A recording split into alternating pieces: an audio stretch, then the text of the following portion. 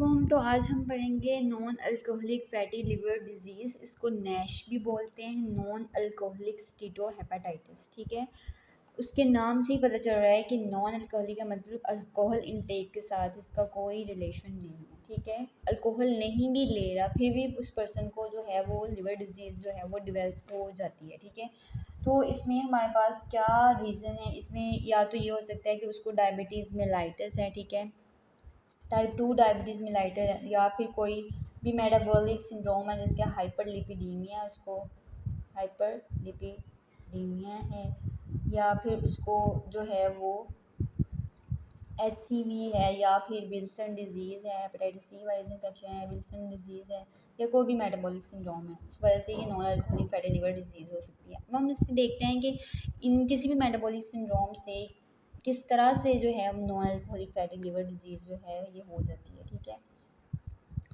सो pathogenesis इसको हम देखते हैं, इसकी हम पैथोजेनेसिस देखेंगे विद रेफरेंस टू ओबेसिटी और जो है डायबिटीज़ मेलाइटिस में। डायबिटीज़ मेलाइटिस में क्या होता है कि इंसुलिन रेजिस्टेंस डेवलप हो जाती है। इंसुलिन रेजिस्टेंस, एक पर्सन है उसको इंसुलिन रेजिस्टेंस भी है और वो ओबीज भी है। ठीक है, तो उसमें मोस्ट लाइकली जो चांस होता है वो नॉन अल्कोहलिक लिवर डिजीज़ का होता है। ठीक है, अब हमारे पास क्या होगा कि इंसुलिन जो है, हमारे पास ग्लूकोज का लेवल, जब इंसुलिन रेजिस्टेंस है तो ग्लूकोज का लेवल क्या होगा, ज़्यादा हो जाएगा ब्लड में। अब ये ग्लूकोज क्या करेगा, ये जो है वो लिवर में जाएगा और यहाँ पे जाके इसकी लिपोजेनेसिस जो है इंक्रीज़ हो जाएगी, लिवर में लिपिड्स की सिंथेसिस ज़्यादा हो जाएगी।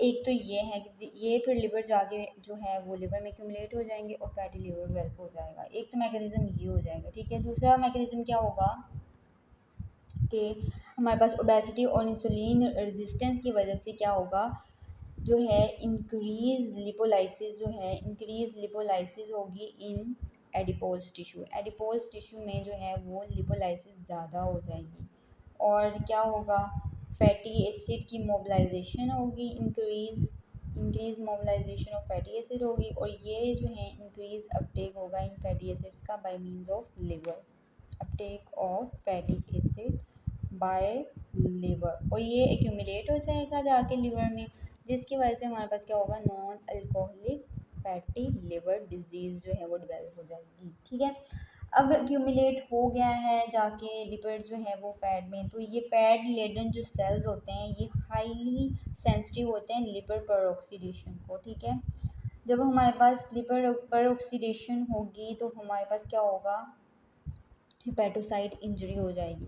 हेपेटोसाइट इंजरी जब होगी तो एक्टिवेशन क्या हो गया, इन्फ्लेमोसोम की एक्टिवेशन हो जाएगी। इन्फ्लेमोसोम की जब एक्टिवेशन हो जाएगी, इन्फ्लेमेटरी सेल्स आएंगे, TNF अल्फा आएगा, ट्रांसफार्मिंग ग्रोथ फैक्टर जो है वो रिलीज़ होंगे, साइटोकाइंस। तो हमारे पास क्या होगा, जो है कफर सेल से कुछ जो हैं वो लोकली प्रोड्यूस साइटोकाइंस आएंगे, तो एक्टिवेशन हो जाएगी स्टीलेट सेल्स की। स्टीलेट सेल्स देन वही काम करेंगे, कोलेजन डेपोजिशन करेंगे और अल्टीमेटली जो है वो हमारे पास स्कारिंग या सिरोसिस जो है वो डेवलप हो जाएगी। ठीक है, क्या होगा कि हमारे पास जो लिपिड लेडन या फैट लेडन जो सेल्स हैं वो क्या होते हैं, उनका जो है हाईली जो है वो सेंसिटिव होते हैं लिवर पर ऑक्सीडेशन के लिए। ठीक है, लिवर पर ऑक्सीडेशन होगी, ऑक्सीडेटिव स्ट्रेस होगा, तो हमारे पास क्या होगी, हेपेटोसाइट की इंजरी हो जाएगी, हेपेटोसाइट इंजरी हो जाएगी। हेपेटोसाइट की जब इंजरी होगी, एक्टिवेशन हो जाएगी इन्फ्लेमोसोम की, एक्टिवेशन ऑफ इन्फ्लेमोसोम।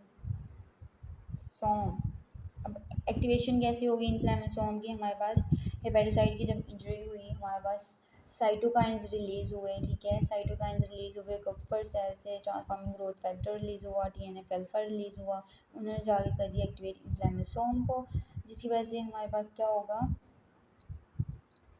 एक्टिवेशन हो जाएगी स्टीलेट सेल्स की, और स्टीलेट सेल्स क्या करेंगे, आके कोलेजन डेपोजिशन करवाएंगे। कोलेजन की जब डेपोजिशन होगी तो अल्टीमेटली हमारे पास क्या होगा, स्कारिंग, एंड रिजल्ट क्या होगा, स्कारिंग। तो ये इसकी जो है वो पैथोजेनेसिस है हमारे पास। अब इसके हम मार्फोलॉजी में वही 3 पॉइंट आएंगे कि हमारे पास non alcoholic fatty liver disease में भी वही होगा, हेपेटिक स्टीरोसिस होगी। हेपेटिक स्टीरोसिस के अलावा जो है अल्कोहलिक हेपेटाइटिस डेवलप होगा और अल्कोहलिक सिरोसिस डेवलप होगी। वही बिल्डिंग ऑफ हेपेटोसाइट्स होंगी, ठीक है। इसके अलावा जो है अगर हम लैब इन्वेस्टिगेशन इसकी देखें तो हमें इंसुलिन रेजिस्टेंस मिलेगी, हमें हाइपर ट्राइग्लिसराइडीमिया मिलेगा, हमें हाइपर कोलेस्ट्रोलिनिया मिलेगा। इसके अलावा हमें एलिवेटेड जो है AST और ALT एंजाइम जो हैं वो भी मिलेंगे, ठीक है। अब पेशेंट की जो है हमारे पास साइन और सिम्टम के साथ आता है वो फटीग के साथ आता है, राइट साइड एब्डोमिनल पेन के साथ आता है, हेपेटोमेगाली हुई होगी उसको। इसके अलावा जो इनिशियली पेशेंट जो आते हैं तो वो एसिम्प्टोमेटिक ही होते हैं, जब तक कि हमारे पास लिवर सिरोसिस जो है वो डेवलप ना स्टार्ट हो जाए तब तक जो है इसकी जो है साइंस और सिम्टम्स जो हैं हमें इतने प्रोमिनेंट नहीं होते, ठीक है।